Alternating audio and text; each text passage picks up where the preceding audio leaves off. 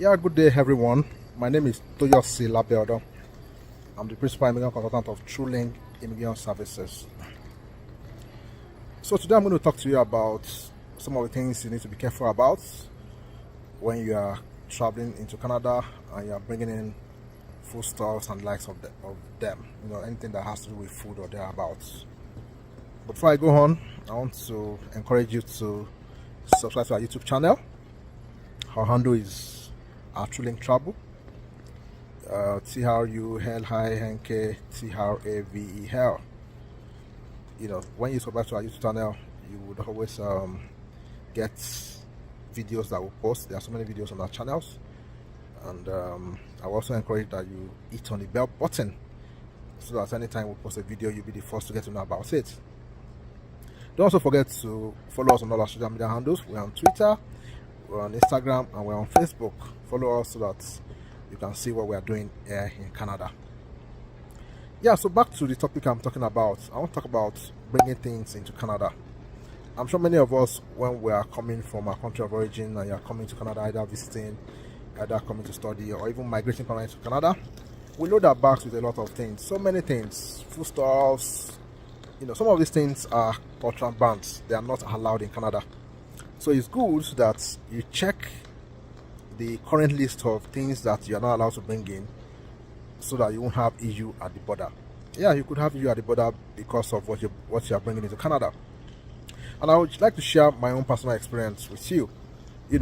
A while ago, I was coming back from Nigeria to Canada, and my daughter said, "Oh, I want milk from Nigeria, milk from Nigeria." The milk we buy in Canada, it's the fat has been reduced, and she likes the richness of the one they sell in Nigeria. It has a lot of fat and all that.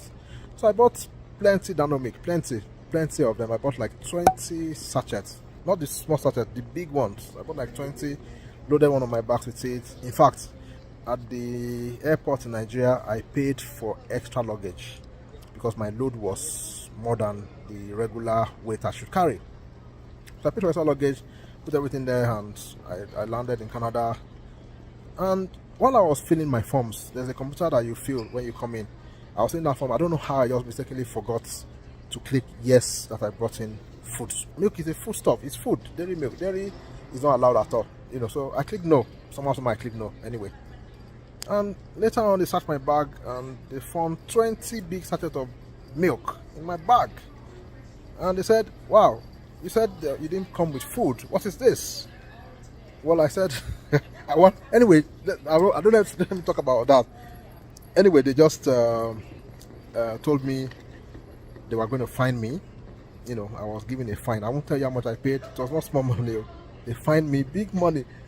I begged them, apologized. "Oh, I'm sorry about this. This is my first time." No. They were smiling, filling the forms. Now gave me a court document that if I want to challenge the fine in court, I should meet them in court. Well, I didn't bother to do that because I knew what I did was wrong. I should have declared it. So what am I saying here is, if you're not sure of, if you don't know the list of what you're supposed to bring and you bring some things into Canada, when you get to the border, make sure when you are filling the manual forms or the computer form, most times it's not computer forms, when you're filling those forms, make sure you click yes, you brought in food. They will not penalize you for that, no. But what they will do is they will search your bag, and if they feel that what you brought in is a contraband, they will remove it.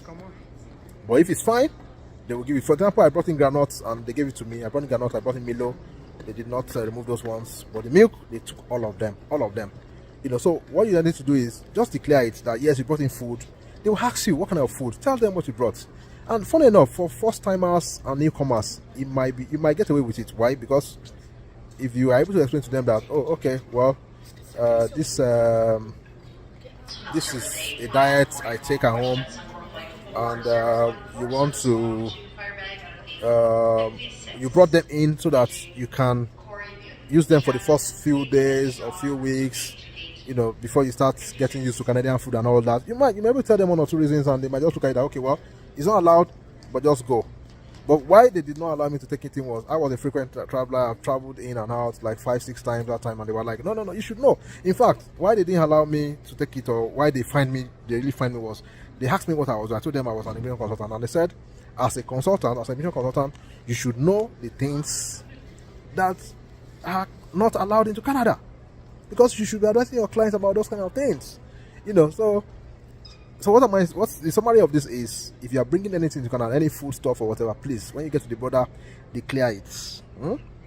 Declare it. They will ask questions about it. Tell them about it. If your reason is not genuine enough for them about, you could even tell them it's else, whatever, or anything. If it's not genuine enough, they will remove it, but you won't be fined. But if you refuse to inform them and they check and they see it, they will seize those things and you can be fined. For example, I told you the 20 sachets of, not small sachet, of big pack of Dano milk. I can't remember the 500 gram. Yeah, 500 gram. Yeah, 500 gram Dano milk. They seized all of them, the 20 pieces that I brought, and I still fined me. I paid extra luggage in Nigeria when I was traveling. I paid for extra luggage. It was so expensive.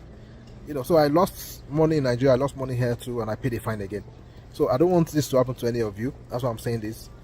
So if you bring in any food stuff, when you get to the border, tell them about it. They will check it. If they check it and they think it's not what you should bring in, they will remove it from your bag, and that's all. But if you don't tell them, they will collect from you. If they search your bag, they'll collect from you, and you can even be fined. Not small funds, not small money, it's in dollars, not small money. So, and I don't want you to be fined. That's why I'm saying this.